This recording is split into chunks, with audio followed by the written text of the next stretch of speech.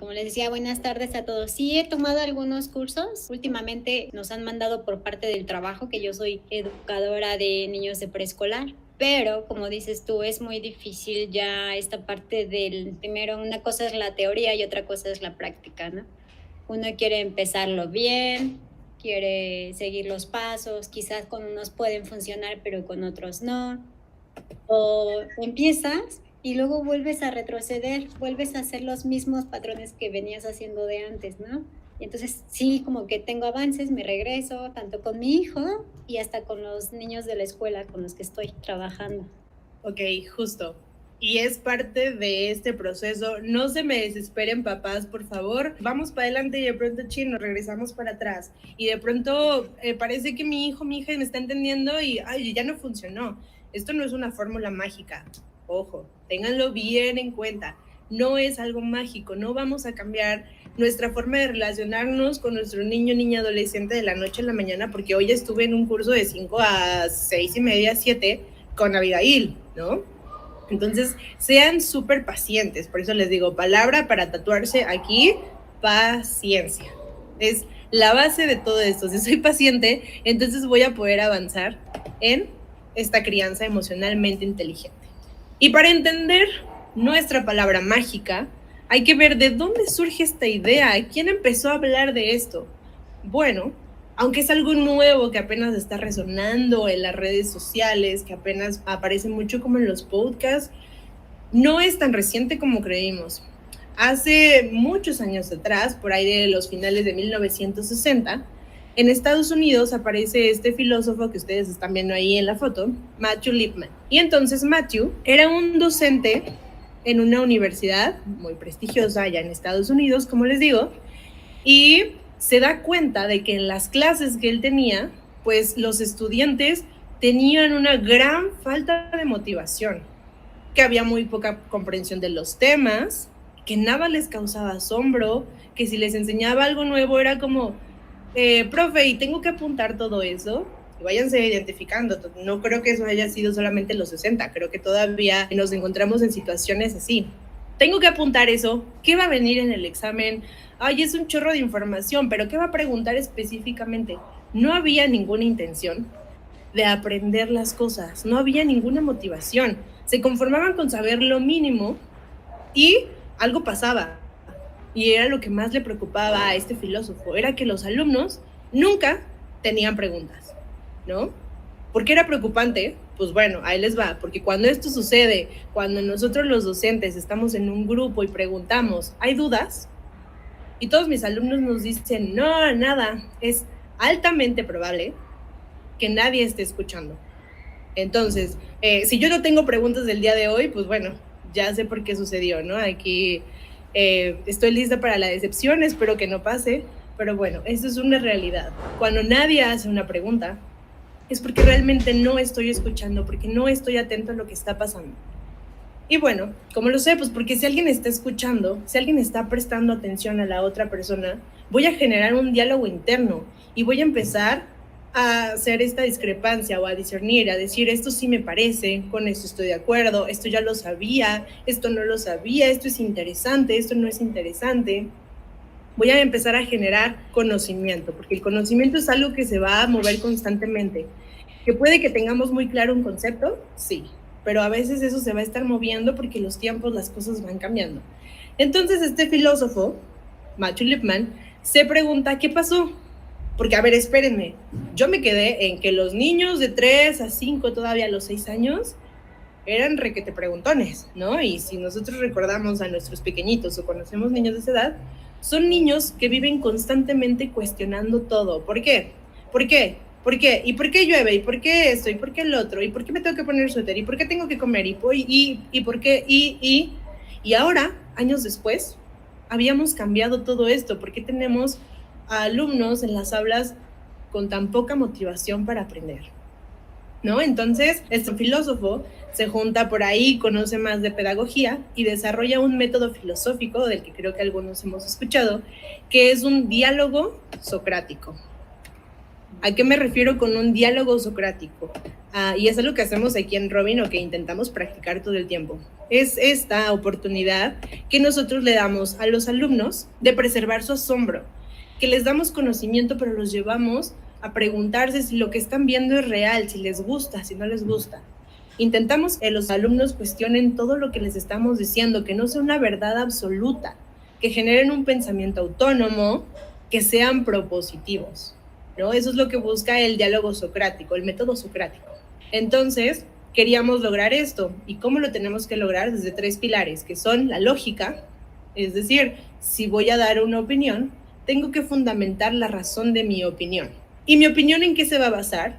En ética, porque dependen mucho mis valores para pensar que algo está bien o que algo no está bien, incluso mi contexto cultural, ¿no? Aquí, afortunadamente, hemos rescatado muchos valores que a lo mejor en otras comunidades indígenas, ni siquiera me voy a ir a otros países, están muy arraigadas, ¿no? El hecho de la objetivización de los niños y niñas. Entonces, mi ética va a importar muchísimo en esta parte y sobre todo me va a dar creatividad. Si no me gusta lo que estoy viendo, entonces, ¿qué puedo hacer para dar algo diferente? Eso es un ejemplo, ya lo que les digo, vivimos aquí en Robin cuando estoy con los alumnos y hablamos sobre la política de México, cómo es nuestra democracia, existe, no existe, y ellos empiezan a opinar, pues yo creo que la democracia no es real, a mí me gustaría que realmente los ciudadanos participaran, es decir, estoy siendo creativo, estoy proponiendo nuevas soluciones, ¿ok?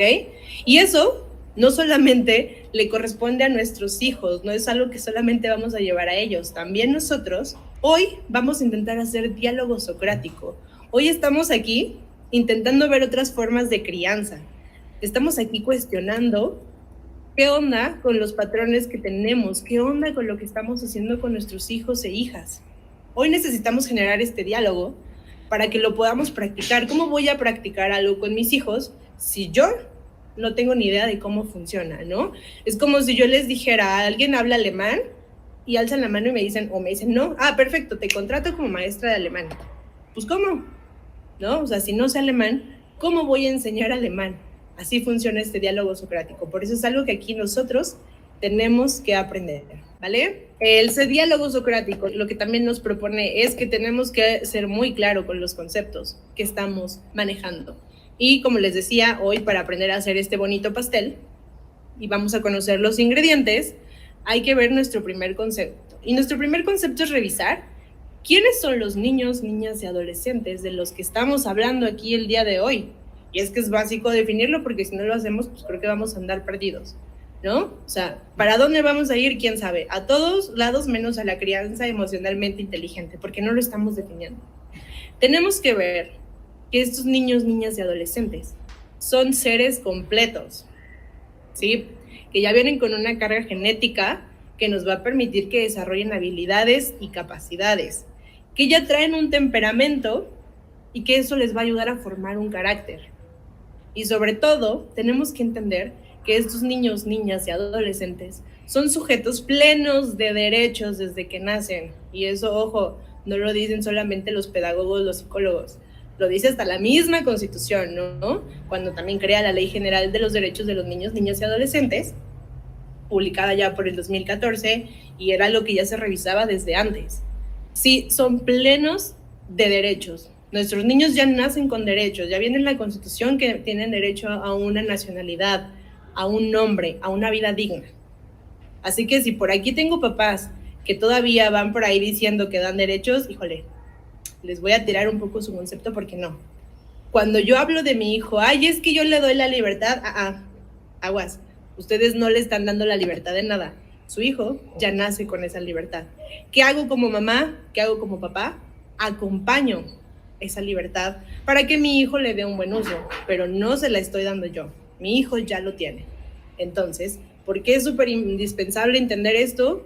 Porque tengo que reconocer a mi hijo como una persona, no como un ente que está ahí conmigo, no como una extensión de mí, ¿vale? Si no, yo no voy a poder llegar a esta crianza emocionalmente inteligente, no voy a poder hacerlo, porque entonces no estoy viendo a la otra persona como un sujeto, como una persona capaz, que puede desarrollar conocimiento. Y eso también a nosotros como mamás, como papás, como mentores, como maestros, nos va a dar una carga que no tienen idea lo que pesa, ¿no? Entonces, bueno, vamos claros hasta aquí. En esta siguiente parte, viendo y reconociendo estos derechos de mis hijos, de mis hijas, tenemos que ver que si ya lo reconozco como persona, si ya estoy esclareciendo este concepto, voy a poder romper ciertos patrones que no me dejan ver al niño como lo que es. Y creo que aquí todos queremos romper esos patrones porque estamos buscando una educación con una formación mucho más razonable. ¿A qué me refiero con razonable? Que tenemos que preguntarnos desde nuestro lugar adulto cómo nos relacionamos con nuestros niños, niñas y adolescentes. Estoy respetando sus decisiones y quiero que estas preguntas no me las contesten a mí. Quiero que se las vayan quedando ustedes para la reflexión, para poder llegar a este objetivo que tenemos. ¿Respeto sus decisiones? ¿O lo veo a mi hijo, a mi hija, desde un lugar en el que pienso, ay, pobre, es que está chiquito. Híjole, es que los niños a esa edad no entienden. Es que él cómo va a saber, es que ella cómo va a saber lo que le conviene o no. Es que yo todo lo voy a hacer por su bien. Es que yo voy a decidir porque yo, y todo yo. Y todo lo estoy cargando como papá o como mamá. Aguas, porque todas esas frases también les quiero decir, todas esas cositas que decimos con mucha ternura, con mucho cariñito, es pura violencia disfrazada para los chicos, para las chicas. ¿Por qué? Porque no estoy reconociendo la humanidad plena que ellos tienen, ¿ok? Porque vuelvo a lo mismo, lo estoy viendo como una extensión de mí, como algo que no tiene vida, como algo que no tiene voz propia, y sí la tiene, y es muy fuerte, ¿eh? Hay que aprender a escuchar esa voz para ver qué tan fuerte puede ser. Y todo esto que estoy viendo de la voz, de reconocer la humanidad, aplica a esta pregunta que les hice y que les vuelvo a hacer, y que quiero que ahí en su libreta puedan reflexionar, si no ahorita más adelante, es, ¿realmente respeto sus decisiones? ¿Le permito a mi hijo, a mi hija tomar decisiones? Y ojo, aquí me refiero a las decisiones que van a ir de acuerdo a la edad de mi hijo, de mi hija, ¿no? O sea, también no le voy a poner a preguntar, oye, ¿crees que sea buena idea si pongo un negocio de alitas o si mejor uno de hamburguesas? Oye, ¿y si mejor agarramos el dinero que tenemos ahorrado y lo pongo ahí para bitcoins o lo invierto en la bolsa de valores? No son decisiones que a mi adolescente, a mi niño o a mi niña le competen, ¿no? Más bien, estoy respetando las decisiones que sí le competen. Por ejemplo, ¿qué cosas sí le competen? También no le voy a preguntar, oye, ¿dónde quieres vivir? Pues si no me alcanza para vivir en una mansión en Beverly Hills y mi hijo quiere, no hay manera, ¿no? Entonces, ¿qué sí le compete? Y desde qué punto de vista tengo que ver ese tipo de decisiones que le voy a dar. Cuando son muy pequeñitos, pues a lo mejor no pueden discernir muy bien si hace mucho frío, si hace mucho calor, y entonces vamos a pensar en la situación en que vamos a salir a la calle con mi niño de 2 años, casi 3, y entonces sabemos que hace mucho frío, pero yo sé que a mi chiquitina le encanta usar un vestido, pero que es para la primavera, ¿no? Y entonces, pues claro, si yo le pregunto a esa edad que elija un vestido, va a agarrar el que más le gusta, pero hace un chorro de frío, entonces, ¿qué sí puedo hacer? Ah, bueno, pues le voy a poner 2 suéteres a lo mejor. ¿Cuál te gusta más? Le tomará el que le llame más la atención. Esa es la decisión que le puedo dar a mi niño de 2, 3 años, ¿no? Cuando ya son más grandes, entonces sí le puedo decir, ¿qué te quieres poner el día de hoy? ¿Qué película quieres ver? ¿Qué vamos a hacer? ¿A qué quieres jugar? Son decisiones que, por ejemplo, aquí en Robin sí les dejamos tomar. ¿Qué quieres trabajar el día de hoy? ¿Quieres empezar con mate? ¿Quieres empezar con ciencias? ¿Quieres empezar con español? Son decisiones que a ellos les competen y que les van a dar este empoderamiento y esta confianza de hacer un diálogo con nosotros, porque lo estoy viendo, porque lo estoy reconociendo, ¿no? Ojo, tampoco es permitirles hacer lo que les venga en gana, no, es darle el acompañamiento a las decisiones que les competen. Si le pregunto a un niño un lunes en la mañana, oye, ¿quieres entrar a la escuela? Imagínense la respuesta de algunos. Claro que no, tengo sueño, estoy cansado, tengo hambre, vengo de un fin de semana padrísimo, quiero seguir jugando, ¿no? Entonces hay que tener mucho cuidado en cómo llevamos esas decisiones. Y es algo que también vamos a ver aquí. No se preocupen si por ahí dicen, bueno, ¿y cómo lo guío? ¿A dónde voy? Sí lo vamos a ver. Todo a su tiempo, ¿vale? Y cuando lo hacen, quiero que lo piensen y lo reflexionen. Porque hay gente que me dirá, sí, Abby, yo sí le estoy dando a mi hijo el poder de tomar esas decisiones. ¿Realmente le doy esa posibilidad? ¿Es real esta posibilidad o es simulada? Y se los pregunto porque sí me ha tocado ver, espero que aquí nadie, pero cuando veo a las mamás preguntándole, ¿qué vamos a comer hoy? ¿No? ¿Qué quieres comer hoy? ¿Pizza o sushi? Y vamos en el carro porque salimos a algún lugar y el niño dice, pues sushi, yo quiero comer sushi. Pero entonces nosotros ya dijimos, híjole, el sushi está re lejos, ¿no? O sea, ni pensé, nada más hablé. Híjole, no, ¿sabes qué? Mejor hoy vamos a comer pizza porque nos queda más cerca y yo voy tardísimo y te tengo que dejar en tal lugar y luego hay que hacer. Además, a ti también te gusta mucho la pizza, nos queda de camino a casa, hasta nos va a dar tiempo de pasar por un helado. ¿Y te parece si el jueves mejor si compramos sushi? Porque además es 2x1 en sushito y te encanta de ahí. Pues claro, ¿qué va a pensar el niño, el niña, mi adolescente? Que no lo estás tomando en cuenta porque este poder de decisión que le diste pues es bien simulado, ¿no? Si termino haciendo lo que yo quiero, pues entonces no le estoy dando posibilidad de elegir, ¿no? Eso es algo súper real, entonces por eso les digo, realmente estoy permitiendo que estos niños, estas niñas, tengan el poder de decisión que les compete a la edad que les compete. Ahí se los dejo de tarea, cada uno de ustedes lo va a ir pensando poco a poco, ¿no? ¿Y cómo voy a acompañar estas decisiones? ¿No? O sea, ¿cómo voy llevando a mi hijo que tome las mejores decisiones? Pues aquí lo primero que tengo que hacer es preguntarme quién que amo de ese ser, con todo lo que presumo, con todo lo que voy y le digo a mis amigas que hacen padrísimo, que nada increíblemente bien, que habla 3 idiomas, que es buenísimo en la patineta, que es un crack de la tecnología, y con todo lo que a veces digo que es mi cruz y es mi karma, porque todo eso es mi hijo. Lo que me gusta y lo que no me encanta, ¿no?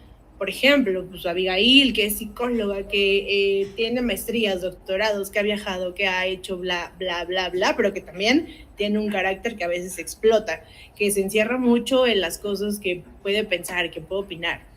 En fin, ¿quién es realmente su hijo?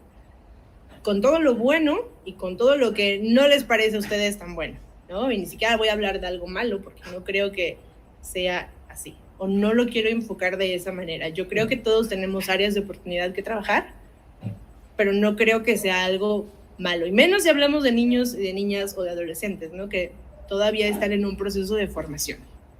Entonces, esa es su primera tarea que ustedes van a tener en este curso. ¿Quién es? Es cada uno de sus hijos, ¿ok? Para que una vez que ustedes hagan la siguiente reflexión, que es, ¿lo amo tal cual es? ¿Ustedes creen que aman a su hijo tal cual es? Y díganlo seguro, sí, o no sé, o quién sabe, ¿no? También esa pregunta, una vez que hagan su primer ejercicio, no me la respondan ahorita, respóndanmela cuando hagan su ejercicio de conocer a su hijo o de describir a su hijo, porque es algo para pensar de veras, de veras, de veras. Si quiero llegar a una crianza emocionalmente inteligente, debo tener, pero súper claro, que ese ser humano, como les decía, no es una extensión de mí, que no es las expectativas que yo quiero, que no es todo lo que a mí me hubiera gustado. Si quiero ser parte de esta crianza emocionalmente inteligente, debo conocer a mi hijo.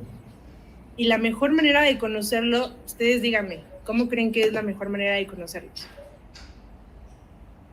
¿Cómo voy a saber quién es ese hijo del que estoy hablando? ¿Cómo lo hago? ¿Qué se imaginan? Veo una fotografía. Ok, Rocío, levantaste por ahí la mano. Ok. Yo creo que me lo estás poniendo bien difícil, nos estás dejando callados. No sé los demás, pero a mí ya me dejaste callada. La verdad es que creo que es un punto en el que puedes tomar una perspectiva a partir de qué tanto regresamos a ver como seres humanos lo que nos tocó. Yo comparto algo sensible, pero es válido. Claro. De la maternidad perdí el control. Esto fue una expectativa muy alta, donde tu crianza, tus expectativas de cómo ibas a criar, qué iba a comer, cómo lo ibas a llevar, cómo ibas a trabajar y cómo ibas a ser ese ejemplo para ellos, todo lo trastornó. A mí me hizo Macarena, me hizo bailar lo que nunca me imaginé. Y todo esto me lleva hasta aquí, hasta Robin, porque al final, aunque la conozco y aunque sin dudar la amo y la quiero, todavía me falta mucho.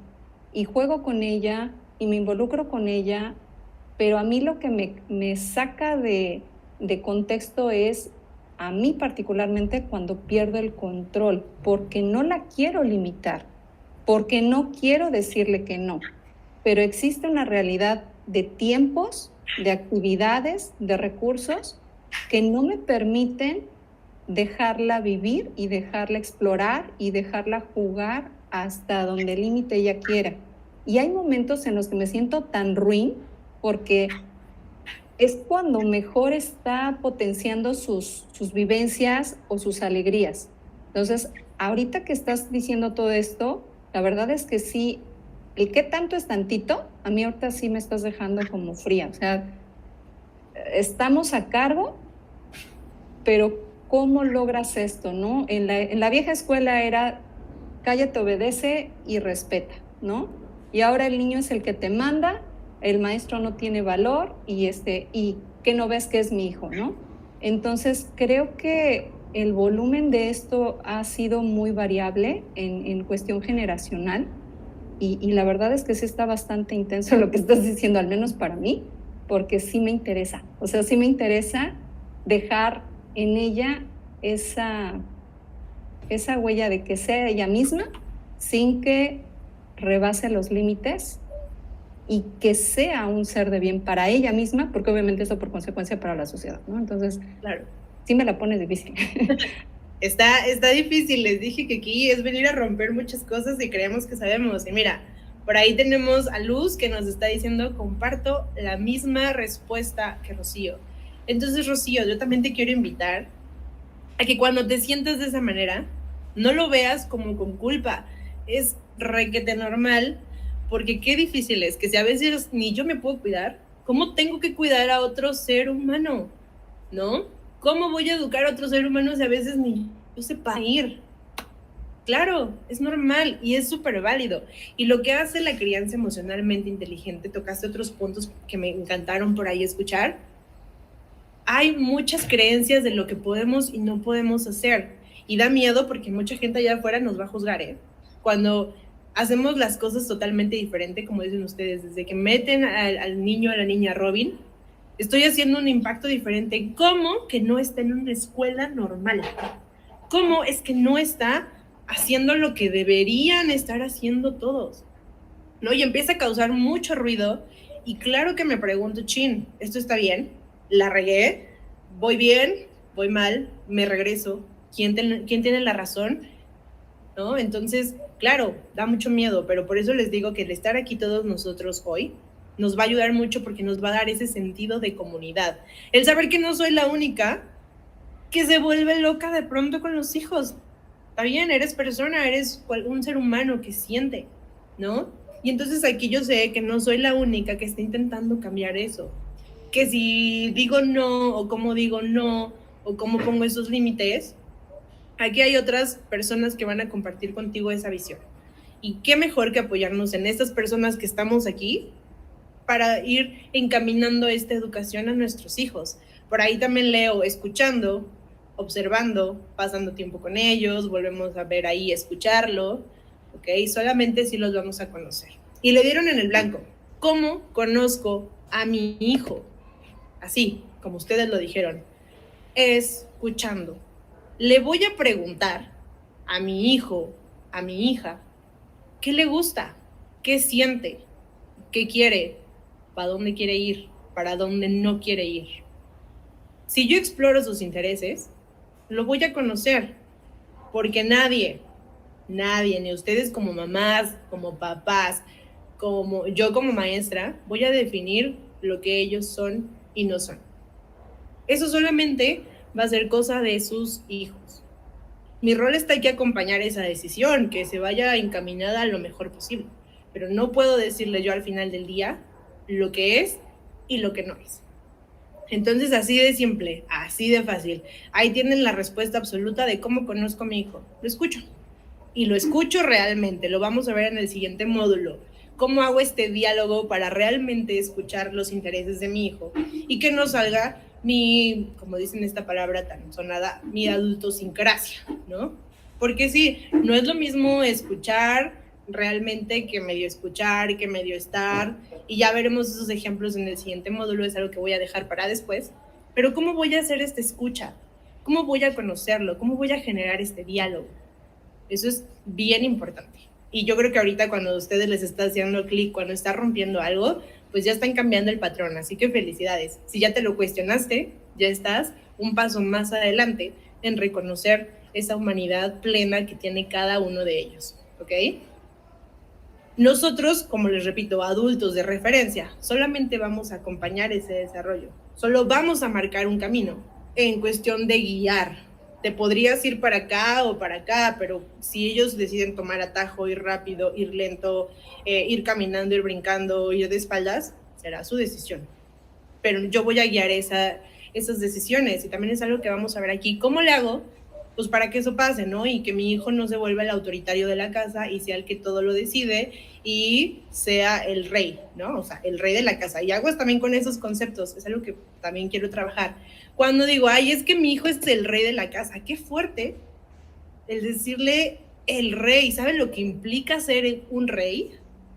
¿Saben la connotación que tiene eso? Es tener un chorro de súbditos abajo que van a hacer y obedecer lo que tú quieras, ¿no? Ese es el entendido de ser un rey. Entonces, ¿cómo manejo esos conceptos? También es algo que nos tenemos que plantear si queremos hacer esta educación diferente. Y bueno, ¿por qué es importante conocerlo? Vuelva a lo mismo. Como les digo, pareciera una respuesta evidente. Claro, Abigail, creo que amo a mis hijos, los adoro. O sea, son mi prioridad, les doy todo lo que ellos necesitan. ¿Ok?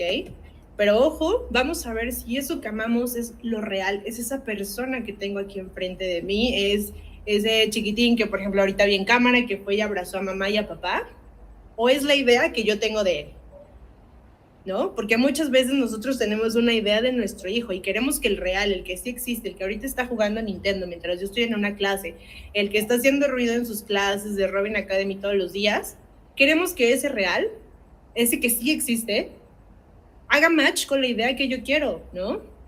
Es que cuando yo tenga una hija, pues estaría padrísimo que sea niña, porque pues obvio yo como mamá quiero una niña, yo como papá quiero un niño, para que hagamos junto esto y esto, y qué padre sería vivir así como las chicas Gilmore, una serie que nos presenta ahí la relación madre-hija, donde se van a hacer las uñas juntas, van de compras juntas, ¿no? Y a mi hija, lo último que le interesa es hacerse las uñas. A mi hija, las uñas le dan igual, a ella le interesan las patinetas, yo ni sé de patinetas, ¿no? Entonces, si yo no aprendo a reconocer quién es mi hijo real, quién es esta persona que les digo, tengo aquí enfrente, pues voy a vivir en una pelea constante conmigo misma y con él, porque no estoy viviendo en el real, porque yo quiero que esta persona cumpla con las expectativas que aquí me estoy imaginando. Es que quiero que sea el mejor profesionista. Ya le preguntamos si quiere ser profesionista. Quiero que sea doctor para que al rato, pues solo porque el niño alguna vez hizo el comentario de me gustaría ser doctor porque está chiquito, le gusta jugar, sí, estaría padrísimo para que al rato me sea quien me cuide. Ojo, ya le preguntamos si realmente es lo que quiere. ¿Cómo es que decidió que le gustaba ser doctor? Ya lo indagamos. Entonces, por eso les digo, tengan mucho cuidado en lo que realmente es y en lo que yo quiero que mi hijo sea. Así que aguas con su tarea también. En quién es mi hijo, pues implica preguntarle a él, ¿qué onda? ¿Qué le gusta? ¿Qué no le gusta? ¿Para dónde va? ¿Para dónde no va? ¿Ok? Hasta aquí cómo vamos, ¿qué han pensado? Me gustaría escuchar ahí a otros papás. ¿Ok, Lore? Yo creo que ahorita tocaste un punto respecto a cuando uno como papá dice así como que, es que va a ser profesionista, o va a ser músico, o va a ser actor, o X o Y, y entonces los hijos de repente como que se quedan con eso en su cabeza, y entonces como que quieren, digo, a lo mejor lo decimos jugando como papás, pero ellos se quedan con eso en la cabeza y entonces como que quieren cumplir esa expectativa que tú tienes. Y entonces, bueno, o que les dijiste en broma, pero de repente empiezan ellos sobre todo como a querer cumplir todas tus expectativas respecto a todo, ¿no? De repente siento que como que no se anima a hacer algo en lo que él se pueda equivocar, porque entonces piensa mucho en el qué van a pensar o cómo me van a juzgar. Digo, y esto lo digo porque inclusive me lo ha comentado, ¿no?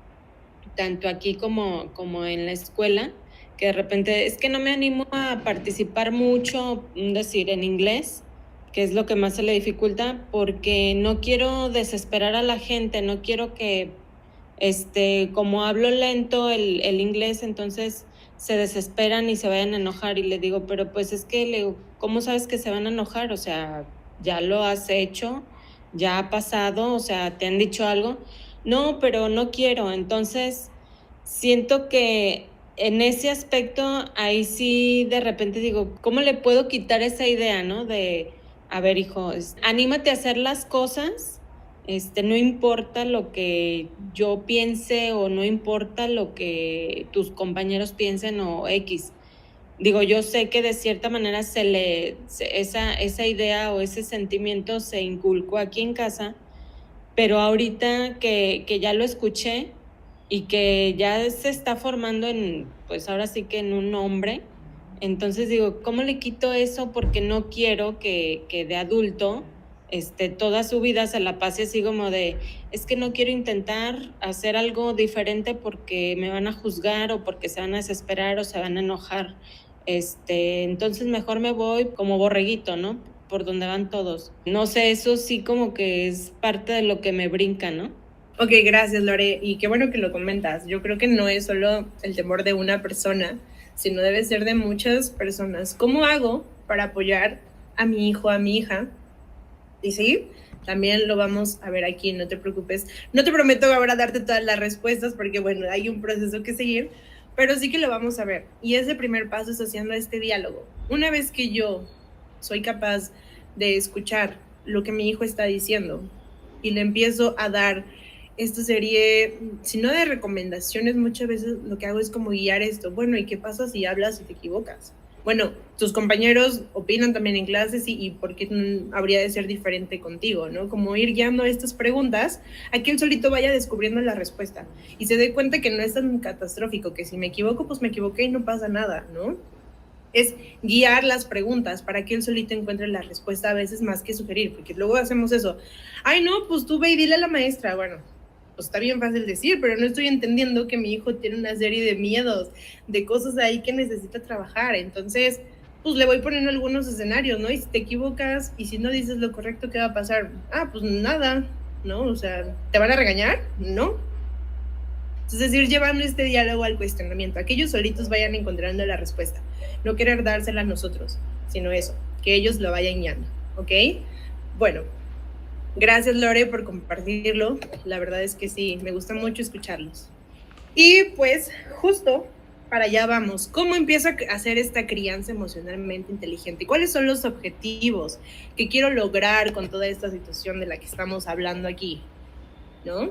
Pues lo primero que nosotros buscamos con este tipo de crianza es respetar y cuidar el bienestar de mis niños, niñas o adolescentes. Es buscar esta excelencia, como dices tú, que sea lo mejor que él puede ser. Y ojo con la palabra excelencia. No va a que sean hijos perfectos. No va a que tengan las mejores calificaciones, el posgrado, así, doctor, honoris causa y lo que quiera. La excelencia no como yo la entiendo y no como yo la creo, sino desde la perspectiva de él o ella, ¿no? Que no se nos olvide lo que ya les decía, son personas con voz y voto. Entonces, esta excelencia también la voy a saber conociéndolo. Algo que yo recuerdo mucho, y ahí va un poco de la experiencia personal, es que alguna vez yo, con mi abuelita platicando, ella falleció hace un par de años, y platicando con ella yo le decía que tenía mucho miedo, ¿no? Porque yo siempre vivía con esta presión de ser la mejor, de que un 10 valía muchísimo, que me determinaba como persona, y qué terror llegar con mi papá con un 7, con un 8 de calificación. Y entonces algo dentro de mí lo entendió mal, porque a lo mejor tuve una mala comunicación con mis padres, porque tampoco yo me animé nunca a preguntarles a qué se referían con que yo fuera una niña buena, a que yo fuera una muy buena hija. Nunca les pregunté qué querían. Y yo entendí que querían perfección. Entonces, qué presión cuando yo estaba estudiando la maestría y yo decía, incluso creo que viene desde antes, y me cayó el 20 a mis 20 y tantos años, hablando con mi abuela antes de que ella falleciera, yo le dije, es que yo quiero ser la mejor psicóloga educativa, la mejor maestra. Y entonces me dijo, la mejor, ¿según quién? ¿Para qué? ¿No? Y yo solo pensé la mejor.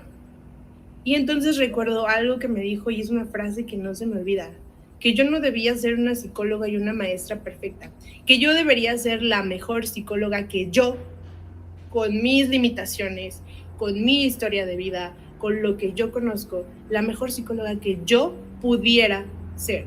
Pero la competencia, el esfuerzo iba hacia mí, no iba hacia pelear con otro psicólogo experto en el mismo tema que yo, iba a ser la mejor persona, la mejor psicóloga que yo pudiera ser, ¿no? Y cuando yo entendí eso, no saben la tranquilidad que me dio saber que no tenía que competir con un mundo de psicólogos que hay allá afuera, porque somos un chorro, ¿no? O sea, no acabamos. Y no solo en México, ya dejen México, Canadá, Estados Unidos, China, donde quieran. Qué angustia ser excelentemente buena para ser mejor que todos los demás. Y qué tranquilidad saber que la mejor psicóloga que yo pudiera ser era lo que me debía convertir, ¿no? Desde lo que estudié no lo voy a saber toda la vida, pero entonces lo que sé lo voy a aplicar, lo voy a replicar con mis alumnos, lo voy a llevar a mi vida personal. Entonces a eso vamos con la excelencia. La excelencia va desde lo que es mi hijo o mi hija, no lo que yo quiero, no lo que dice el mundo que está bien, no es, como les digo, el niño de 10. Si nosotros lo vemos así, entonces vamos a poderle dar a nuestro hijo esa confianza para que ellos sepan que son únicos y de valor incuestionable. Y otra vez aguas con esta palabra del valor incuestionable.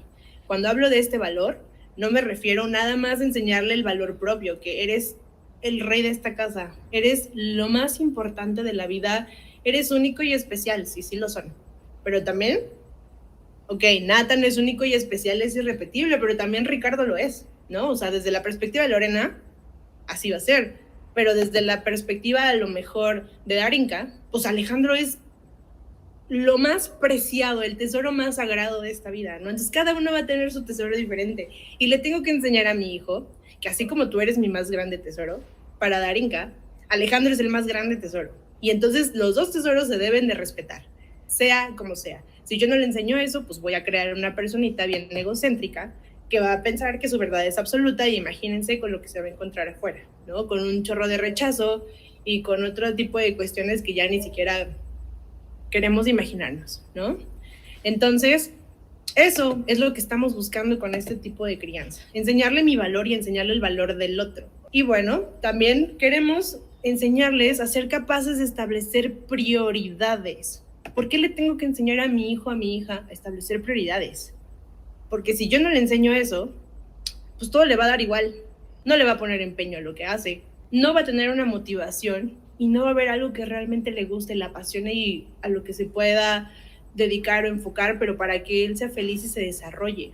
No se va a desarrollar porque no va a tener interés en aprender nada. ¿Y cómo establezco estas prioridades? Lo hago desde mi escala de valores. Y ahí sí ya va a depender de cada familia. Yo no me voy a meter aquí en discusiones de qué valor es más importante porque cada familia se las va a dar, ¿no? ¿A quién le doy más importancia? ¿A ser puntual o a ser amable con la gente?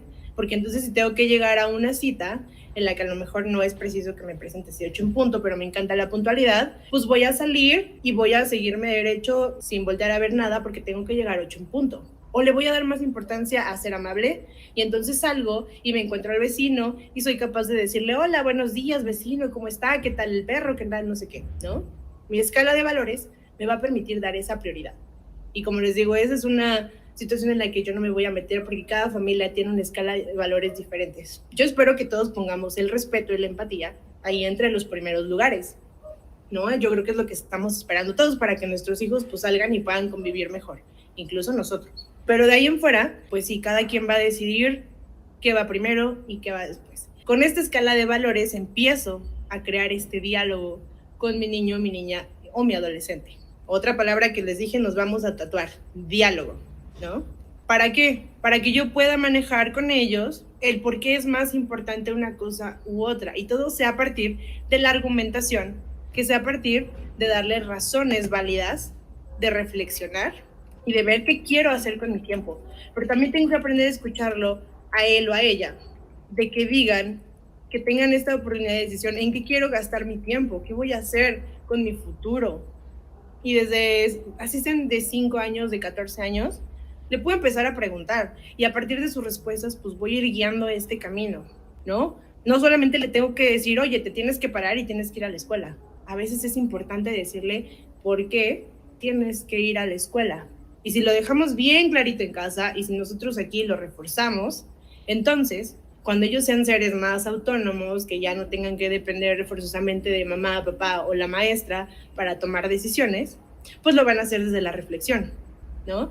Y a nosotros como adultos pues nos parece bien obvio por qué tengo que ir a la escuela, nos parece bien obvio por qué tengo que respetar la opinión del otro, porque cuando yo digo que algo no me gusta, no le tengo que decir como, ay, no me gusta, ¿no? Como adulto me queda claro, porque sé las consecuencias cuando no lo comunico de esa manera, pero para ellos, a la edad que tienen, es muy difícil entender esta parte, ¿no? ¿Qué es más importante? Estudiar, divertirme, encajar en un círculo social, cuidarme. Si yo no le enseño a mi hijo, a mi hija a hacerlo desde la reflexión y lo hago del porque yo lo digo, porque soy tu mamá, porque soy tu papá, porque el que paga las cuentas en esta casa soy yo, no le voy a enseñar a pensar realmente cómo priorizar las cosas que son importantes en su vida. ¿Ok?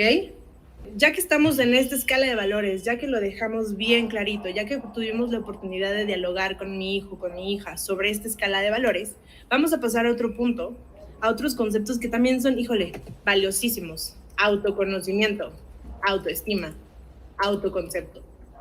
A través de mi escala de valores, yo voy a poder reafirmar estos conocimientos, porque si yo tengo un buen autoconocimiento, si yo sé cómo soy, si yo tengo una buena autoestima, entonces voy a tomar las mejores decisiones para mi vida, ¿no? Voy a saber qué es lo mejor para mí, para cuidarme. No voy a permitir que la persona allá afuera me manipule como quiera, porque ya hablé con mi mamá sobre lo importante que es cuidarme, que no es pasarme cuando sean más grandes, pues de tragos en una fiesta, y no solamente es porque lo digo yo, porque está mal, porque está mal. ¿Por qué no le explico qué podría pasar en esta situación, ¿no? Si los hago partícipes de entender las cosas, las consecuencias de ciertos actos, si le doy la oportunidad de reflexionar, entonces, pues ellos los van a tener como súper claro, ¿no? Y algo que es lo que más se va a reflejar, creo, para muchos de ellos, si no es que, sobre todo para los que son adolescentes, es cuando estamos en un mundo digital. Pensemos que ahora nuestra vida es completamente digital. Y se van a enfrentar a las redes sociales donde vuelve a lo mismo, pareciera bien obvio, pero cuando el adolescente sube una fotografía, claro que quiere vivir de los likes. Siente que estos likes le van a dar un reconocimiento. Si yo no afiancé la autoestima y el autoconcepto de mi hijo y no recibe los suficientes likes, va a distorsionar la forma en que se percibe a sí mismo, va a acabar con su autoconcepto, ¿no? Porque va a depender de un montón de corazoncitos en una fotografía y de un número para sentir que vale o que no vale. ¿Qué voy a hacer si yo refuerzo súper bien este autoconocimiento, esta autoestima, este autoconcepto? Pues le voy a enseñar a mi hijo que, pues sí, se va a sentir triste porque no tuvo los likes que quería. Pero entonces puede entender que a lo mejor la foto la subió a una hora en la que no hay suficientes personas, ¿no? Sabemos que también el subir ciertas cosas a redes sociales, pues hay ciertas horas en que la gente no está conectada, o suben mucha publicidad y tus fotos van quedando bien atrás, o que no a todos les gusta lo que a ti te gustó y que te parece una foto increíble para ti, pero a lo mejor pues para los demás no, y entonces ¿qué voy a hacer? Mi hijo se va a sentir triste porque no tuvo likes, pero no va a acabar con su autoestima ni con su autoconcepto, ni se va a sentir la persona más horrible del planeta y menos escuchada, ¿no? Se va a sentir triste del momento, pero pues va a poder aprender y seguir adelante, ¿no? Además va a tener el acompañamiento de los padres para pues reafirmarle esta situación. Entonces, pues, ¿qué tiene que ver la crianza emocionalmente inteligente en estos conceptos? Tiene todo que ver. ¿Por qué tengo que aprender sobre crianza emocionalmente inteligente? Porque si no la practicamos, vamos a caer en casa y en la escuela en situaciones violentas, con la manipulación, con el chantaje, con el autoritarismo, con el miedo, con amenazas, porque no le estoy permitiendo a mi hijo tomar decisiones de absolutamente nada. Todo lo decido yo, porque yo mamá, yo papá, soy omnipotente, omnipresente, soy todo, lo sé todo lo que te conviene, hijo, ¿no? Mis niños, niñas y adolescentes van a pensar que si sus figuras de autoridad, si los adultos que tienen ahí de referencia los tratan así, pues la gente que los ama los va a tratar así. Y no les quiero decir la clase de relaciones que van a tener afuera, ¿no? Cuando esto suceda, porque aprendieron desde la violencia, porque aprendieron desde el maltrato, el chantaje, y no desde la escucha verdadera, no desde mis prioridades, no desde mi cuidado personal. ¿Ok? Y ahí va otra palabra que por ahí también Rocío comentó cuando tuvo la oportunidad de expresar cómo se iba sintiendo. Vamos a pasar a la tercera palabra más fuerte, que son los límites. ¿Qué son los límites? ¿Por qué son importantes? ¿Sirven en la crianza emocionalmente inteligente o no sirven? Nos van a servir y nos van a servir un chorro. Si ustedes creían que aquí no hay límites, híjole, también les voy a tirar el mito. Sí, sí tenemos límites. Los límites van a ser la base de toda esta crianza emocionalmente inteligente. Porque si yo los pongo, le enseño a mi hijo por qué los pongo, ellos van a poder ponerlos hacia afuera cuando ellos crezcan, pues van a poder ponerle al mundo los límites para autocuidarse, para protegerse, para preservar su respeto, para preservar su autoestima, sin dañar a los demás, claro está. Entonces, voy a ir de los gritos, las amenazas, los castigos, a otra situación que nada tiene que ver con esto y que queremos aprender aquí hoy, que es diálogo, acuerdos y límites. Lo estoy haciendo, quiero que ustedes ahora se lo pregunten. ¿En qué punto están ustedes en este momento? En la parte de gritos, donde pues ya me cansé y ya les dije como 3 veces, deja de estar haciendo eso, deja de estar molestando a tu hermana. Pero como se lo dije, estaba yo en el celular y, ya, por favor, deja a tu hermana, no la estés molestando. Luego me acerqué a decirle por qué no debería molestar a su hermana, y entonces ya que me harté porque el hermano lloró, voy y le meto el grito de la vida, ¿no? Te dije que dejaras a tu hermana en paz. Pero si tú venías de un interés a medias, ¿no? Porque estás en el celular y, por favor, dejen de estar peleando. Y ya cuando te hartaron, pues ya pasaste a alzar la voz, ¿no? Amenazas y castigos. ¿Se puede educar sin amenazas y castigos? ¿Qué creen? ¿Creen que se puede? ¿Creen que está fácil? ¿Creen que es difícil? ¿Qué piensan? Ok, sí se puede. Y lo pregunto porque también por ahí en historias del desarrollo de algunos será como, son consecuencias, no le llamamos castigo, pero hay que ver. El suavizar el nombre no cambia la acción, ¿ok? Eso que quede bien claro. ¿Cuándo sé que estoy castigando a mi hijo? Ahí les va. Sacaste malas calificaciones, te voy a quitar el iPad. Eso es un castigo. Y les voy a decir por qué no funciona. ¿Qué tiene que ver su momento de diversión con la escuela si el iPad no se lo llevó a la escuela? Castigar significa lastimar al otro. Le voy a quitar lo que más le gusta porque no hizo lo que yo quería, no hizo lo que yo esperaba. ¿Creen que eso va a funcionar? Si nada tiene que ver con la acción, si nada tiene que ver el que le pegó al hermano o la hermana con salir de su cuarto o comer, ¿qué tiene que ver el comer, el dejarlo sin cenar, con que le pegó a la hermana? Absolutamente nada. Por eso no funcionan los castigos, porque muchas veces los castigos buscan herir. Porque los castigos buscan lastimar a la otra persona, que le duela. ¿Por qué quiero lastimar de esa manera a mi hijo, a mi hija?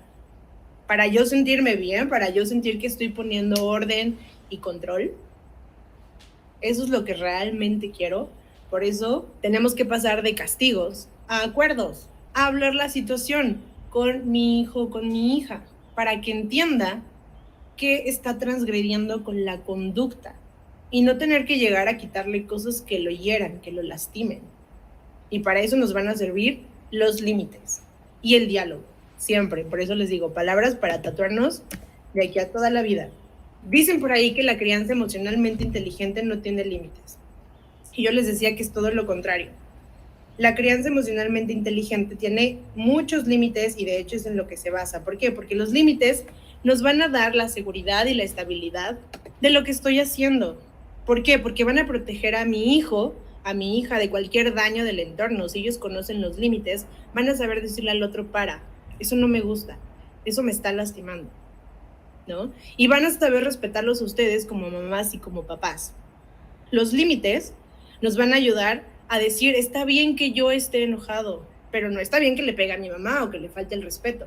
Está bien que yo quiera conseguir algo, pero lo que no está bien es que yo tenga que mentir y que chantajear y pasar por encima de medio mundo para conseguir eso que yo quiero, ¿no? Los límites nos van a permitir esta crianza sin castigos, sin gritos y sin violencia, porque vamos a dejar bien claro las cosas, las reglas de casa, de escuela y de los diferentes contextos en los que nos estamos moviendo.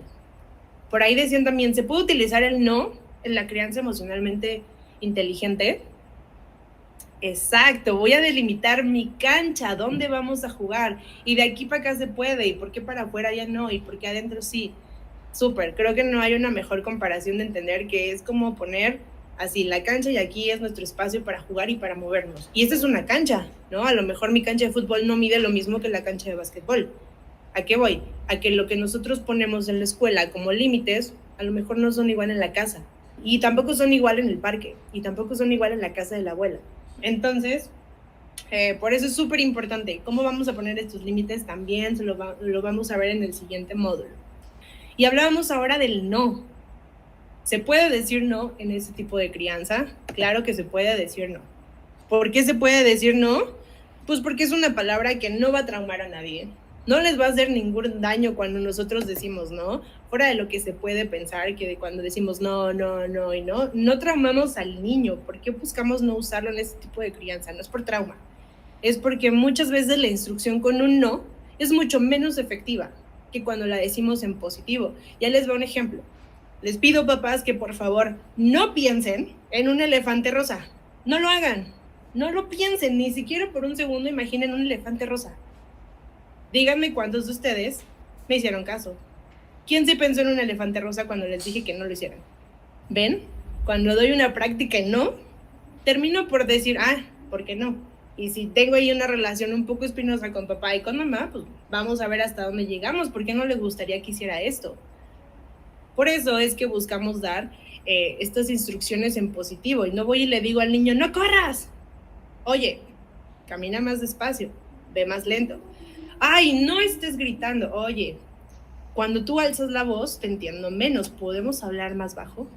Si yo doy una instrucción en positivo, incluso voy a dar calma, ¿no? Ahora, no siempre, por eso les digo, a veces es necesario el no, porque pues si mi hijo está corriendo atrás de la pelota y va a atravesar una avenida, no voy a pensar todavía mi instrucción en positivo, ¿no? O sea, quiero frenar la conducta y es como, no, detente.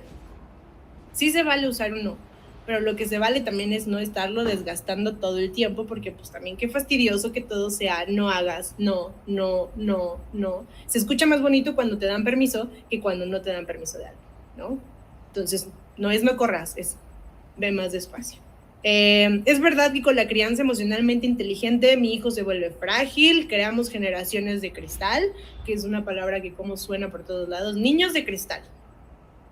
Bueno, bajo el nuevo contexto, la realidad es que no tenemos niños frágiles, tenemos niños más fuertes porque no vamos a confundir el llanto con fragilidad ni con vulnerabilidad.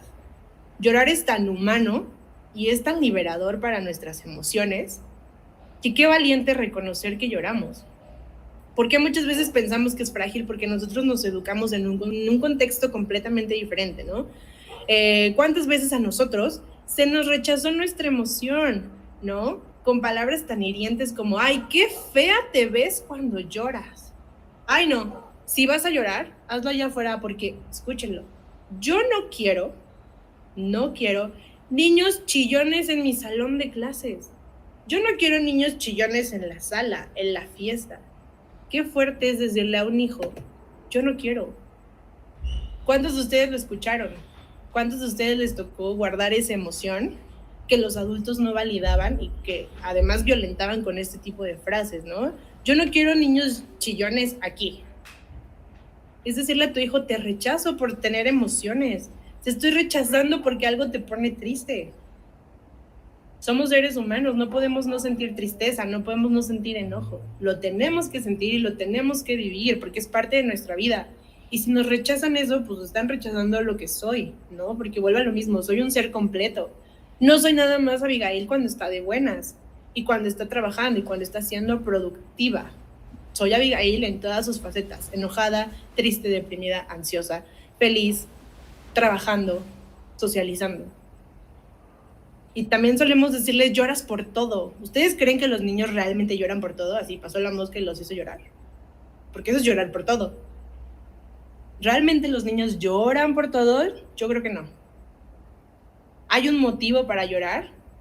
Creo que sí. Siempre hay algo por lo que estamos llorando, ¿no? Que los adultos lo minimicemos es una cosa muy distinta. Para eso es la crianza emocionalmente inteligente, para permitirnos escuchar la razón por la que mi hijo no está pudiendo contener su emoción de tristeza y necesita llorar. ¿Ok? Entonces, estos niños no son frágiles. Cuando nosotros tenemos este tipo de crianza y reconocemos esto, no estamos haciendo niños frágiles, porque son niños que están reconociendo sus emociones, porque están siendo niños que se atreven a ser cuestionados y a decir sin ningún problema, estoy cansado, estoy enojado, estoy frustrado. Aprenden a cuestionar el otro y entender la emoción del otro. No empiezan a juzgarlo, no le empiezan a decir como, ay, no, pues lloras como un bebecito, ¿no? Pues sé que yo también tengo emociones y voy a reconocer las emociones del otro, del que tengo al lado, del que está junto a mí. Entonces, no, es súper valiente hacerlo y eso es algo que vemos en ese tipo de crianza. ¿Qué hago con la emoción de mi hijo? Y eso también es bien importante, pilar de la crianza emocionalmente inteligente. ¿Qué hago con esa emoción? La escucho, la valido, la entiendo, la permito y la acompaño. ¿Qué hago también? Limito el comportamiento inadecuado. Y esto lo vemos a lo mejor más con los niños chiquitos o es más evidente con los berrinches, ¿no? Pero también pasa con los adolescentes cuando explotan, cuando algo los hace de enojar y entonces no se trata de que se enganchen ustedes como mamá o como papá. Es que voy a saber decirle a mi hijo, entiendo, ya escuché que estás enojado porque no te quieres comer esto y es lo único que hay de comer. Ya sé, ya te escuché y entiendo que te enoje comer algo que no te gusta, ¿no? Puedes estar molesto, pero no te permito que me grites, pero no voy a permitir que me avientes el plato de comida. ¿Estás enojado? Está bien, pero no voy a permitir que tengas una conducta que me esté dañando a mí. Eso es la crianza emocionalmente inteligente. Se lo repito, escucho la emoción, la valido, la entiendo, la permito porque le permito estar enojado, no le voy a decir, ay, no te enojes porque estoy comiendo, ¿ok? Escucho, valido, entiendo, permito y acompaño, pero limito el comportamiento inadecuado. Y si quieren, igual se los pongo ahí por mensaje para los que me están pidiendo que la repita. Entonces, ¿qué hago con las emociones de mis hijos? Escucho, valido, entiendo, permito, acompaño, pero limito el comportamiento inadecuado. Y esto va para niños, niñas, adolescentes, ¿eh? Si alguien cree por aquí, híjole, es que tengo a mi hijo en plena adolescencia, todavía estamos a muy buen tiempo de hacer estas conductas, hacer que cambien. Porque todavía estoy con una persona en un proceso de aprendizaje padrísimo. Entonces todavía tenemos este chance de cambiar esta situación sobre las emociones. ¿Se dan cuenta? No le estoy diciendo a mi hijo que no sienta, nomás le estoy pidiendo que su enojo que siente bien grande, pues no lo desquite rompiendo el plato, aventándome la comida en la cara, gritándome a mí algo que me haga, que me falte el respeto, ¿no? Pero al final le estoy diciendo, ahí está tu emoción, lo sé, te entiendo, yo también me enojaría si tuviera que comer algo que no me gusta, pero pues bueno, le explico que las verduras son parte importante, ¿no? De su nutrición, que debemos comer balanceado y que por eso le estoy dando este alimento. También le explico de esa manera. Y ojo, y eso también lo vamos a ver el siguiente módulo. A veces no puede ser en el momento, papás, mamás, no se me confundan. Algo que sonaba mucho antes era el hecho de que en el momento en que hay una acción, tengo que corregir. O sea, a veces ni se puede. Imagínense al niño jugando que ya rompió su jarrón favorito y el niño está en una crisis porque sabe que ustedes amaban el jarrón y ustedes están con todo el enojo y el hijo les va a reclamar otras cosas porque tenemos niño reinteligente y quieres más al jarrón que a mí porque te está importando y entonces tú ya te enganchaste y no es cierto. Bueno, hay veces en que también tenemos que entender que si la acción no nos está permitiendo hacer esto, ¿cómo voy a validar su emoción? Contengo. Guardo silencio. Veo que ahorita no podemos hablar. ¿Qué te parece si hablamos después? Pero bueno, a ese tema vamos a entrar en el siguiente módulo. ¿Cómo hago cuando tengo este tipo de situaciones y no puedo hablar en el momento? ¿Cómo hago esa contención? ¿Ok? Entonces, por eso les digo, los niños no son frágiles cuando son criados bajo este esquema. Todo lo contrario, se vuelven súper, súper fuertes. Y en nuestro último punto de la crianza emocionalmente inteligente está juzgando lo que hacíamos antes, lo que hicieron nuestros papás con nuestra educación, porque pareciera que esta crianza está diciéndole no a todo lo que conocíamos. Y muchas veces cuando estamos en este tipo de situaciones, la gente nos cuestiona y nos dice, no sé, me ha tocado ver como que la mamá está en este proceso y la abuelita es como, entonces todo lo que yo hice contigo está mal. O sea, me estás juzgando por cómo te cuidé a ti, me estás juzgando por la manera en que te eduqué, porque pues sí, a mí me enseñaron que a chanclazos, ¿no? Y la chancla de la mamá tenía que volar. Que una mirada de mamá era más que suficiente para sentar y controlar. Oigan, controlar. ¿Tus hijos son televisiones? Porque es algo que usa un control, ¿no? O sea, yo prendo, apago cuando quiero, le subo el volumen, le cambio si algo no me gusta y hasta que encuentro lo que a mí me gusta. Sus hijos no son televisiones, ¿no? Entonces, no, este tipo de crianza no pone ahí a decir todo lo que hicieron antes está mal, todo lo que hicieron sus papás por nosotros como adultos ahora está mal. No está mal. Hicieron lo que pudieron con lo que ellos conocían. Y es reválido. Al final del día no lo hicieron tan mal porque tengo aquí a un grupo de papás que están queriendo hacer las cosas diferentes y que no creo que sean malos padres y que no creo que tengan comportamientos inadecuados todo el tiempo y que quieran enseñar eso. Ustedes están aquí haciendo algo diferente. Entonces, este tipo de crianza lo que busca es eso, entender al otro, respetar al otro y respetar a mi hijo, ¿vale?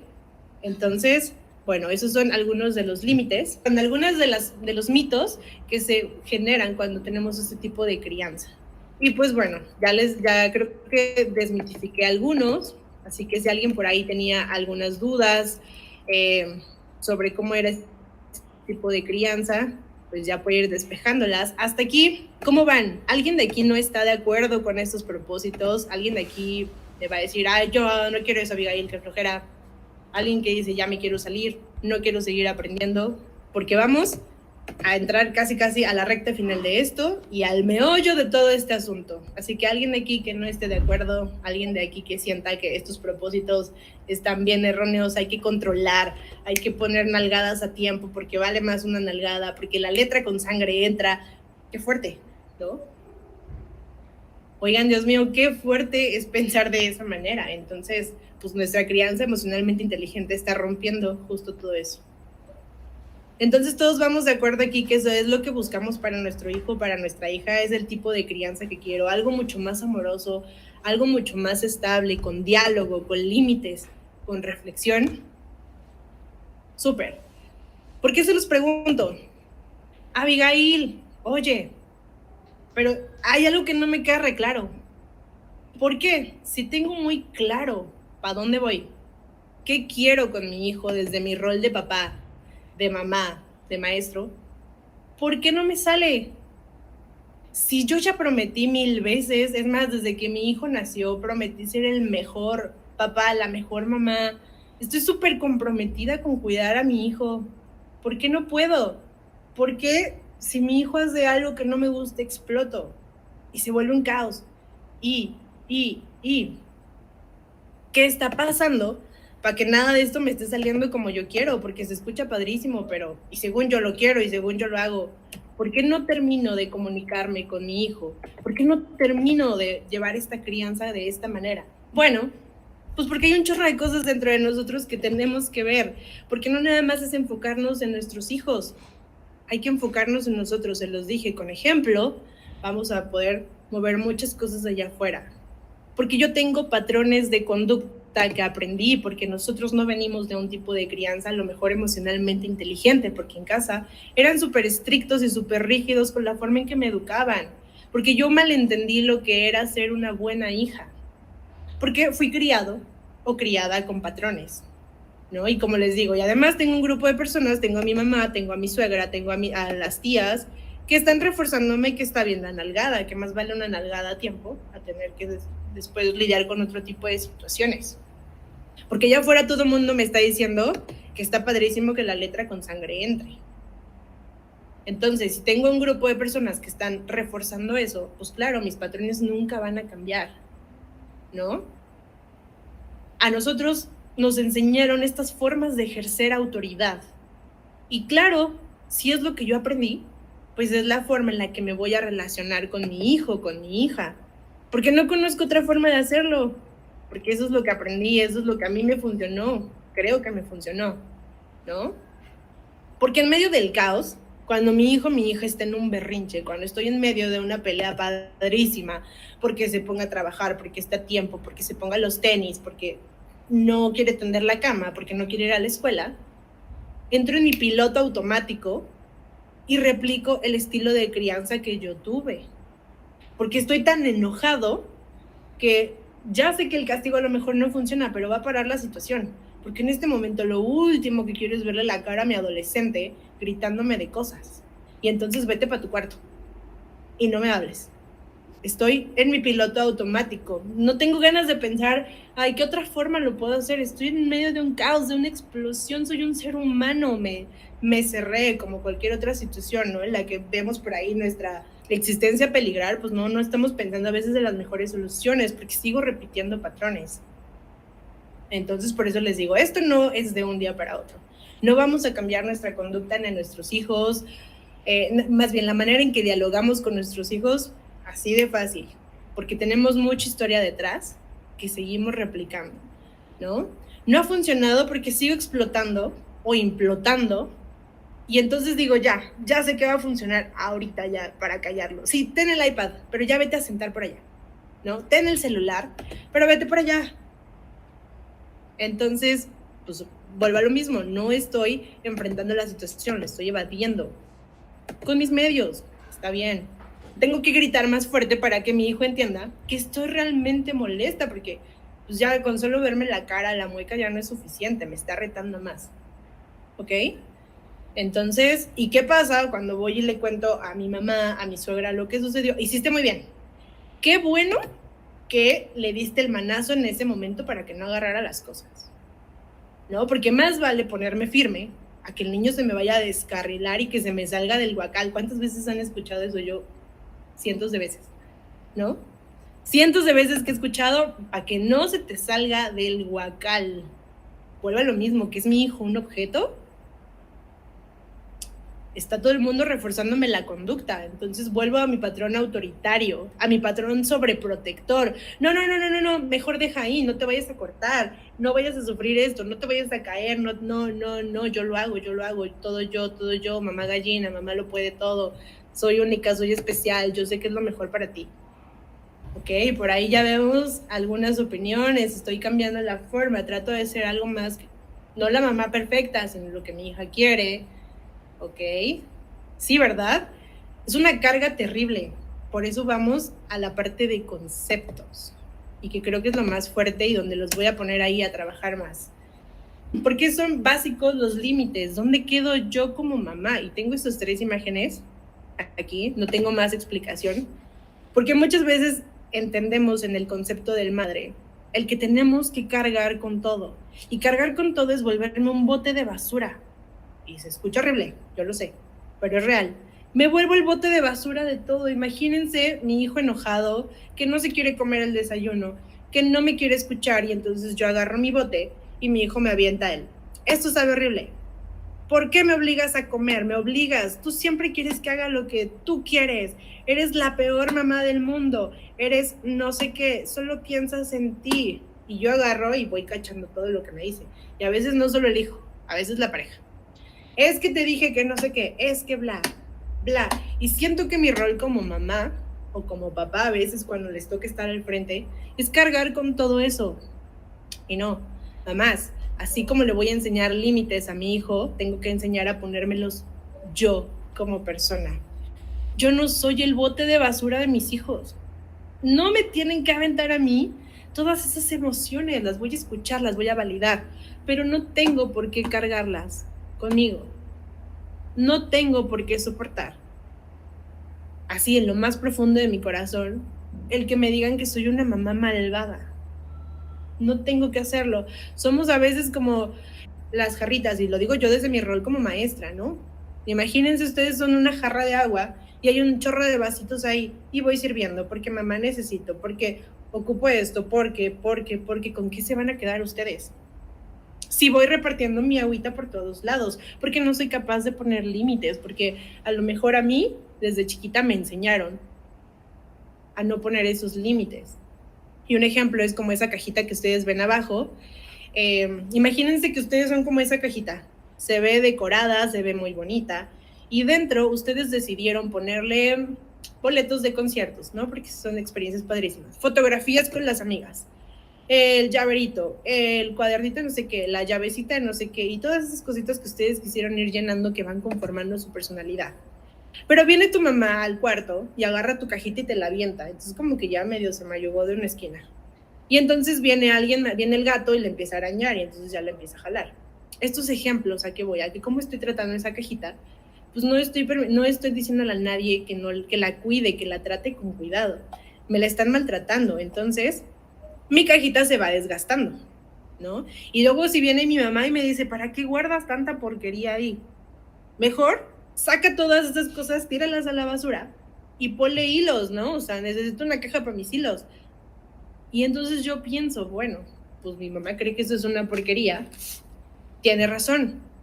Y entonces voy a romper mi límite y voy a dejar que otras personas me digan qué hacer, me voy a traicionar a mí, lo que yo pienso y lo que yo creo, para sentirme amado y respetado. Voy a tirar todo lo que a mí me gustaba guardar en mi cajita porque vino mi mamá y me dijo que eso no iba ahí, que para qué guardo tanta porquería, que es mejor guardar otras cosas. Me traicioné para que el otro me amara y me respetara. Mamás, grábense esto, pero requete bien. Requete bien. Son mamás, no botes de basura. Necesitan respetarse a ustedes. Necesitan hacer que el otro entienda que las deben respetar. Y lo mismo papás. No necesitan permiso de nadie para ponerse como prioridad. El hecho de ser mamá no las debe dejar al último en la cadenita de cosas que hacer. Cuando voy a la fiesta, salen todo mundo muy arreglado de pipa y guante y moño y ustedes van ahí con los tacones en la mano, subiéndose al carro, poniéndose el cinturón, sacando el rímel y maquillándose en el carro porque se quedaron al final. Ustedes no van al final. Y si ustedes no aprenden a poner esos límites, a respetar esa parte de ustedes, de cuidarse y de proveerse a ustedes, ¿cómo le voy a enseñar a mi hijo que esos mismos límites los deben poner ellos para su vida diaria? ¿Ok? Así que por favor, no sientan que tienen que sacrificarse para todo. Se lo voy a enseñar a mi hijo. No va a haber límites, no va a haber claridad en lo que soy yo y en lo que es el otro. Y otra cosa que tenemos que aprender como mamás, como papás, es a ver nuestra paciencia. Y les pongo ahí un dibujo de unos fosforitos. La paciencia es como la pólvora.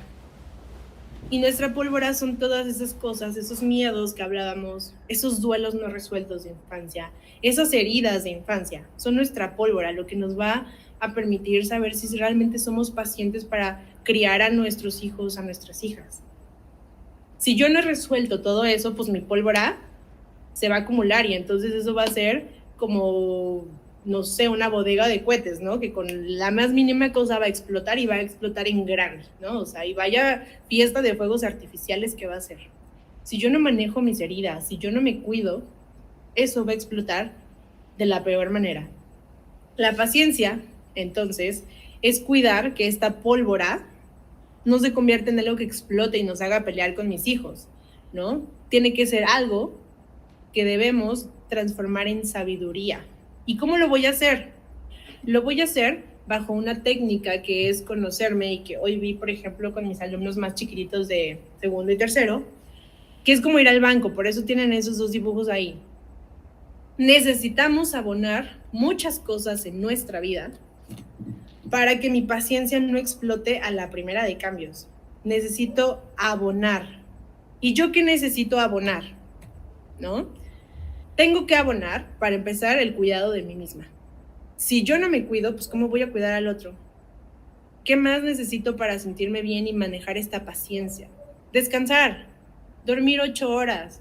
Son mamás, no son robots. Son papás, no son robots.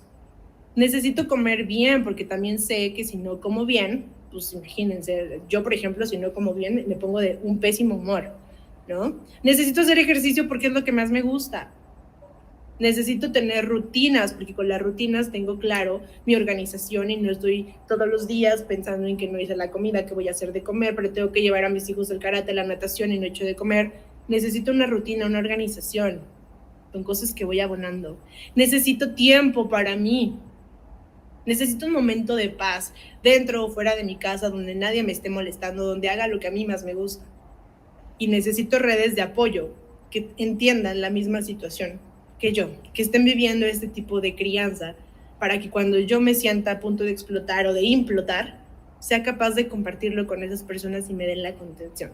Y necesito justo ese tipo de técnicas para entender cómo me relaciono mejor con mi hijo o con mi hija. Esos son los abonos que nosotros tenemos que ir poniendo a nuestro marranito, a nuestra cajita, a nuestra alcancía. Lo hacemos. De todas las cosas que dije, ¿quién realmente las hace? De todos ustedes. ¿Quién se da el tiempo para cuidarse? Ok, tenemos por ahí a alguien que sí está abonando y entonces no explota la primera. Porque también, pues a veces nos pasa que no abonamos, que retiramos, que tenemos que romper el cochinito. ¿Qué significa eso? Estoy súper cansada, ¿no? Y mi hijo me está pidiendo que lo lleve a la fiesta de su mejor amigo, pero yo estoy súper cansadísima del trabajo, estresada, tengo 1000 cosas en la cabeza y lo tengo que llevar. Y entonces soy la última que se sienta a comer y la comida ya está fría y ya ni sabe tan padre porque tuve que atender a mis hijos antes. No me dio tiempo de hacer ejercicio porque llevé a mis hijos a hacer ejercicio, que ellos sí lo hagan, yo no. Nunca me doy el tiempo para hacer algunas cosas, no tengo una red de apoyo que esté conmigo, estoy tratando de criar a mis hijos de otra manera y me están criticando. Y vuelvo a lo mismo, a explotar, a seguir mis patrones de conducta de esta crianza muy exigente y muy autoritaria. Eso es hacer estos retiros. Entonces, pues no voy a tener un banco de paciencia lo suficientemente estable para poder llevar esta crianza. Por eso es importante ver cuáles son nuestros abonos y cuáles son nuestros retiros. Ustedes ahí personalmente pueden hacer su lista de qué tanto le están abonando a su cuidado personal y qué tanto están dando de todas ustedes para cuidar al otro y no cuidarse ustedes. ¿Ok?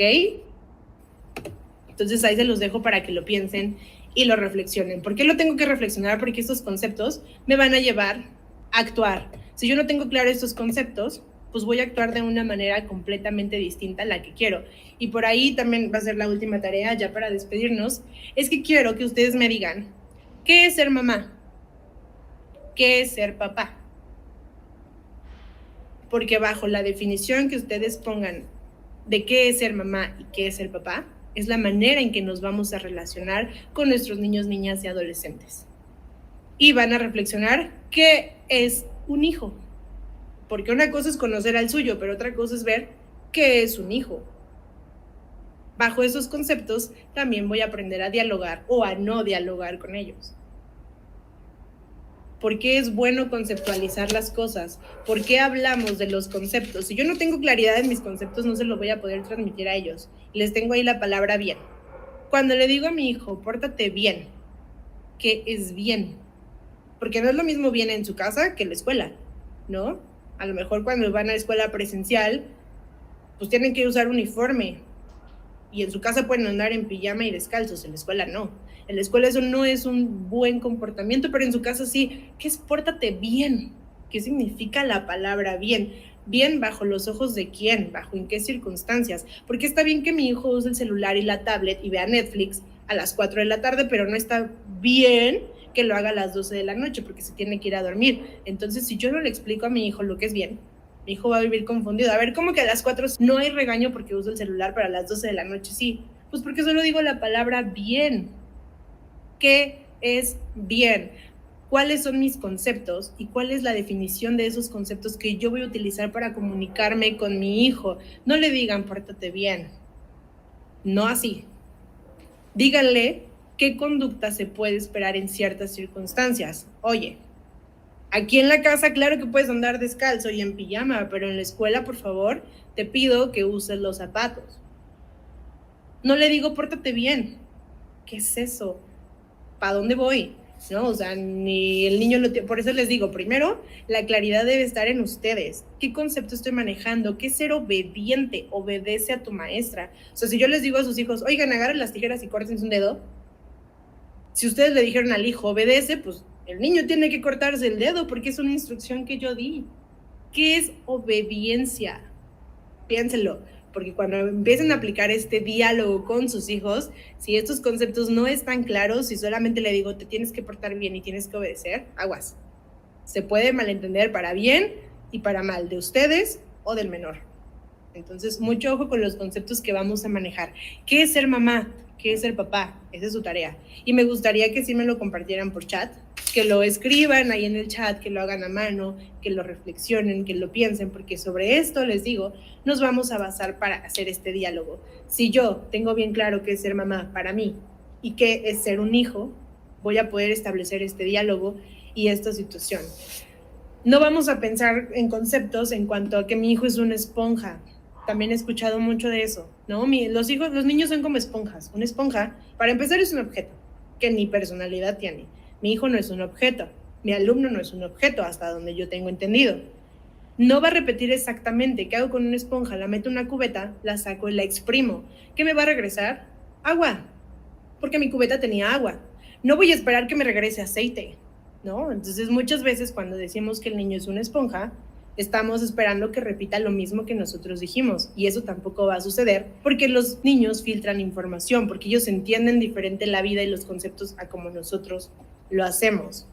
También por ahí alguna vez escuchaba que las mamás son como velitas, ¿no? A ver, porque son velas. Y que los hijos son otras velitas que íbamos prendiendo. Las mamás son cirios, los hijos son velas. Imagínense qué desgastante y qué responsabilidad andar yo prendiendo otras velitas. Me voy a desgastar, me voy a derretir, mi parafina ¿dónde va a quedar? Y me voy a quedar sin luz yo. Y es decirle al otro que no tiene un desarrollo propio. Es que con la luz de mi sabiduría y mi conocimiento y mi amor, pues yo voy a iluminar a mi hijo. ¿Iluminar? Espérenme, ¿no? Pues que el niño no piensa por sí solo, porque las velas solitas no generan luz. Necesitamos otro estímulo que lo haga. ¿Y sus hijos? Sí. Sus hijos solitos son capaces de pensar, de aprender, de decidir, de crear, ¿no? Entonces no somos velitas encendiendo otras velitas. No se me desgasten, no se adjudiquen ese tipo de responsabilidades porque aquí no van, ¿vale? Entonces, con esos conceptos, quiero que los piensen súper bien, sobre todo qué es mamá y qué es papá. Y que piensen, mamá y papá son los que biológicamente ponen algo para que un ser humano crezca. Si se me muere mi hijo, dejo de ser mamá. Si amo o no amo a mi hijo, soy mamá. Ya no lo soy. ¿Qué piensan ustedes? ¿Qué es ser mamá? No qué hace una mamá. ¿Qué es ser mamá? Así que bueno, yo no tengo más que decirles que muchas gracias y pues no sé si Roger quiera decir algo. Nada, solo despedirnos de ustedes. Gracias, Avi, por tu tiempo también y gracias a los padres que nos acompañaron el día de hoy. Les recuerdo para los que están en Ciudad de México que el 12 de noviembre tenemos una reunión grupal. Por ahí ya les mando un mensaje. Y bueno, seguimos en contacto cualquier cosa. Que disfruten su fin de semana. Hasta luego.